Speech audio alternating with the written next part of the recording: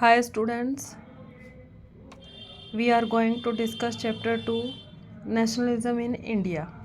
Main topic of these chapters are the First World War, the Khilafat movement, non-cooperation movement, civil disobedience movement.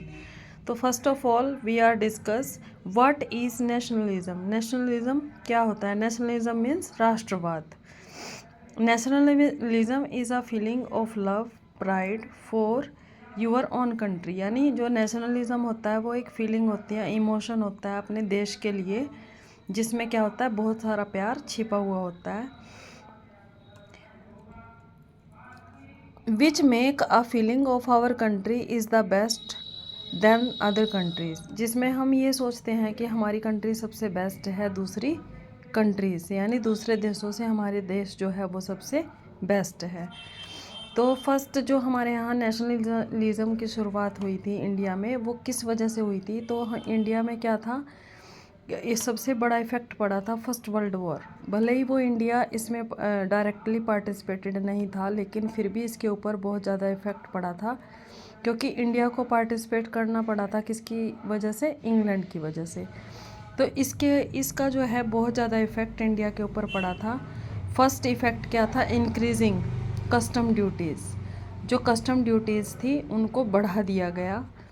Prices of all goods doubled, यानी 1913 से 1918 के बीच में जो prices थी चीज़ों की वो डबल हो गई।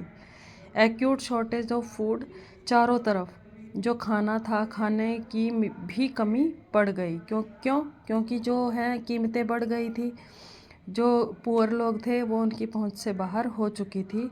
तो बहुत ज़्यादा शॉर्टेज ऑफ फूड हो चुकी थी, क्योंकि बहुत सारी जैसे फसलों की बीमारियां भी फैली हुई थी, और जो नेचुरल कैलेमिटीज़ वगैरह हैं उनकी वजह से फसलें भी ख़राब हो गई थी। इंक्रीज़ इन ऑल टैक्सेस, जो भारतीयों के ऊपर जो टैक्स लगे हुए थे उनको और बढ़ा दिया गया। फोर्स रिक्रूटमेंट, ज़बरदस्ती लोगों को फोर्स में भर्ती किया जाने लगा और युद्ध में भेजा जाने लगा। इन 1918 और 1920 और 21 crop failed in the many part of India. और 1918-19 और 20-21 के दौरान जो इंडिया की सारी क्रॉप्स हैं, यानी बहुत सारे ऐसे एरियाज़ हैं जहाँ पर सारी फसलें जो हैं वो ख़राब हो गई थी।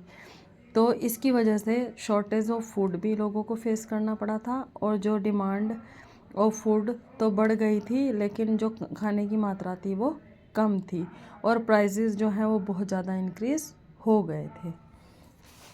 Next topic is satyagraha. Satyagraha क्या होता है?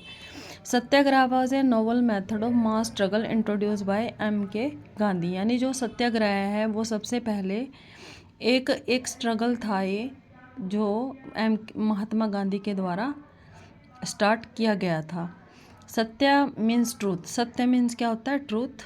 एंड आग्रह मीन्स टू परस्यूड इट, यानी आगे करना। सत्याग्रह मीन्स होता है अपनी मांगों को आगे रखना और सत्य के मार्ग पर चलते हुए उन्हें मनवाना। It emphasised on non violent mode, और ये किसके ऊपर चल रहा था आंदोलन? नॉन वायलेंस, अहिंसा पर आधारित एक आंदोलन था। तो सत्याग्रह हमारे यहाँ 3 तरह के सत्याग्रह हुए हैं हमारी कंट्री में: चंपारण सत्याग्रह, खेड़ा सत्याग्रह और अहमदाबाद मिल वर्कर्स। तो सत्याग्रह 3 टाइप से हैं। सबसे पहले हुआ था चंपारण 1917 में, जो कि बिहार में पड़ता है। सेकंड हुआ था खेड़ा 1917 गुजरात में, और तीसरा था अहमदाबाद 1918 गुजरात में। तो गांधी जी स्टार्ट फर्स्ट सत्याग्रह इन 1917 चंपारण बिहार। सबसे पहले महात्मा गांधी ने सत्याग्रह को कहाँ पर स्टार्ट किया था? चंपारण बिहार में। स्ट्रगल अगेंस्ट प्लांटेशन सिस्टम, यह किसके खिलाफ था? प्लांटेशन सिस्टम के खिलाफ था। Finally the British government pass the act for welfare of the peasant in Champaran. तो आखिरकार इस सत्याग्रह की वजह से अंग्रेज सरकार को झुकना पड़ा था, और चंपारण के जो किसान थे उनके लिए, उनके बेहतरी के लिए उन्होंने एक एक्ट पास कर दिया था। यानी बहुत ज़्यादा इफेक्ट पड़ा था हमारे फर्स्ट सत्याग्रह का। सेकंड सत्याग्रह था इन 1917 ही organise a satyagraha to support peasant of Kheda, Gujarat. Gujarat में ही पड़ता है खेड़ा। दूसरा सत्याग्रह खेड़ा के किसानों के लिए किया गया, क्योंकि उनकी क्रॉप फेल्स की वजह से वो टैक्स पे नहीं कर पाए थे, और जिसकी वजह से उनको अंग्रेज़ों के द्वारा फोर्स किया जा रहा था किसके लिए, टैक्स पे करने के लिए। तो जैसे ही महात्मा गांधी के सपोर्ट से उन्होंने सत्याग्रह स्टार्ट किया, तो गवर्नमेंट को क्या करना पड़ा, वो करना पड़ा, उनके सामने झुकना पड़ा और टैक्स को आगे बढ़ा दिया गया। तीसरा satyagraha in 1918 satyagraha movement was organise among the cotton mill worker. जैसे ही 2 सत्याग्रह सफल हो चुके थे, तो तीसरा सत्याग्रह महात्मा गांधी जी ने किसके लिए किया था, कॉटन मिल वर्कर्स के लिए। जो अहमदाबाद मिल वर्कर, कॉटन का मिल था जिसमें बहुत सारे वर्कर्स वर्क करते थे, तो वो बहुत ज़्यादा दुखी थे। क्यों? क्योंकि उनका वेजेस बहुत कम था और उनसे काम बहुत ज़्यादा कराया जाता था। तो ब्रिटिश गवर्नमेंट के ख़िलाफ़ ये थर्ड सत्याग्रह भी उनका जो अहमदाबाद मिल वर्कर्स थे उनके लिए एक्शन लिए गए।